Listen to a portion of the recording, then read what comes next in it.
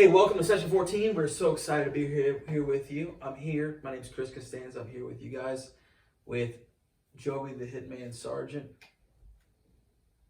and Timmy the Medicare Prof Brownlee. Classes in session. Classes in session. Classic. A renowned teacher from Southern Mississippi. Taught baseball history. He's taught history in the prisons. He's taught history to seniors, and now he's teaching seniors how to take care of their health. That's what I do. Okay? So now we're actually going to do a video on how do you market for new money, right? How do you actually pick up the phone? We'll talk later on, we'll do a special video on seminars, right? But that's supplemental. The day-to-day bread and butter of Medicare sales is picking up the call, pick up the phone. Like, that's your biggest weapon. The telephone is your biggest weapon. It's true. You guys, like they say in the movie, it's like being a telephone terrorist. I'm just going to hammer it out, make the calls, beat up the phone, beat up the leads list, call them until I get 15 to 20 appointments a day. How am I going to add 4 to 6 new clients a day without having 8, 10 appointments a day? I'm going to pick up the phone. How do you market for new money? So I'm going to turn it over to Joey first and say, hey, how do you, because you've got different lead lists. You work you pound the aged leads list, I noticed. Yep. You pound the farmer's client book that's over 64. You're also pounding people that are searching on internet leads. Yep. I see you pounding them. I also see you pounding people that have maybe called in, or maybe they're telemarketing leads. Maybe they've been called already, and they're part of a leads list. Obviously, which one works better for you? And tell us a little about your process. Yeah. With all marketing, you want to be focused on the now and you want to be focused on the future. Because here's the thing, I can focus right now on all the leads that I know are going to close this month, get those all done. But if I don't plan to make another list like that for next month, I'm going to be scrambling, I'm going to be behind. So what I'm doing is I've got 25 people every day that I'm calling, that I'm working with, that I know are either set up and ready to go, or they're in my highest closing category. Those red zone conversions. Red zone conversions, pushing them right through to the end. Get the Coach Bird in there. Exactly. Got to get that reference. Pushing them right through when they're already there. Those are the ones I'm working first and foremost because that's the money today. It could be people that have missed appointments. It could be people that you've had them set up. It could be a farmer's client that you just sold that's over 65. Right. $1 million follow-up. Before doing a cold call, I'm going to be going back to somebody who was excited a time before and missed their appointment or had to take somebody to the hospital. I had that recently. And I'm going to go back in and remind them of the energy, remind them of the first phone call, remind them of the value I'm creating and say, hey, I'm going to give you a call back. Get your Medicare cards handy. I'm going to call you at this time. Let's get this ready to go. So tell us about the 4 different types of leads that you call for Medicare, and then we'll go through a script here in the next video. Tell us about the 4 different types of Medicare prospects that you're calling. First off, there's current farmers clients. Those are people who've already done business with us before. It's the second sale. The second sale is way easier than the first sale. They already like you. They already know you. They already trust you. You got another product they like. It's a done deal. Secondly, I'm going to be calling people who have high intent. These are people who have either gone online or been called by somebody else and submitted information with the request of, hey, I want to get a better Medicare policy.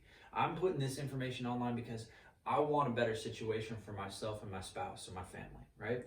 Third one that I'm looking at is people who are, they're getting called and they're like, sure, I'll take a quote, right? They've got some level of intent. They're not high intent, but those are your online forms. Those are the cheaper leads, so to speak. There's a lot more of them, so it's easier to work through. Last but not least is going to be your cold calls. Those are people you just buy a book of people who are turning 65, aged leads, and you just pound your way through them. And you go from introduction all the way as far as you can every single time. And it's breaking up fallow ground. Right, and Joe can tell you this. I sold personally $1 million in P&C premium, which is harder than Medicare, right? We have one carrier versus 52. Right? Do the math on that. It's obviously easier to sell when you got 52 products versus one, right? I sold $1 million in P&C premium in 2015 and 2016 and early 2017 just through cold calling. Just through cold calling, not buying leads, not just new money. Going to schools, hey, knocking on doors. Hey, I'm calling you because I noticed you're in this neighborhood. So cold calling still works because it's saying, hey, I want to create value for you. It's all about how you do it. So cold calling still works. We actually changed the term of it one time because it's been such a term that people have maligned. Cold calling. It's like, this is like, hey, this is excited calling. I'm using this time to do some excited calling. Yeah. I'm changing the term from cold calling to excited calling. I'm can't going have- after new money. You can't have a cold attitude about cold calling. Yeah. That's right. And so, but here's the thing: as our brokerage has grown, we've almost eliminated the cold call from our business model, right? Not intentionally, but we just have so many. We bought such a volume of warm leads or aged leads. People that have a various level of intent, right? A farmer's client might be an 8 or 9 out of 10 on level of intent to do business with you. A telemarketing lead might be a 6 or 7 out of 10. An internet lead might be a 5 out of 10, right? And a cold lead might be 3 out of 10, but you have more volume of those. So Tim, tell us about where do you market for new money to get more Medicare clients?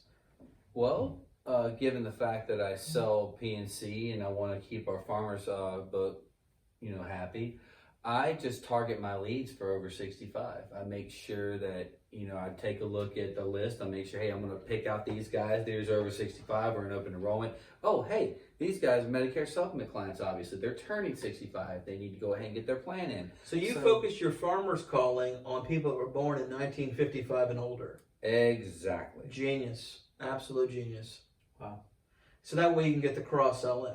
Absolutely, because like we mentioned before, you get one thing, you make it sticky, the more you add on. Right. Hey guys, The listen. more you trust. These clients will come quickly. I can tell you this: we have a marketer on our team. Courtney's been a marketer the last couple weeks, right? Mm-hmm. And working a part-time schedule has added 11 new clients just in the last 7 or 8 days. Okay. Setting the appointment same day for Joe to close and close with her, right? Setting the appointment within 24 hours. A lot of times setting the appointment same day, right? If they already are part of the farmer's book is easy, right? You can just get them in, right? So we'll talk more about marketing plans right here in just a little bit.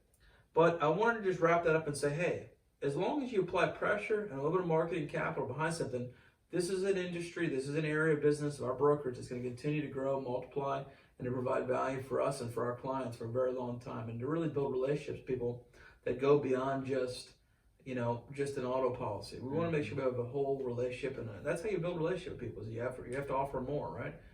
So That's true. thank you guys. Stay tuned for the next session.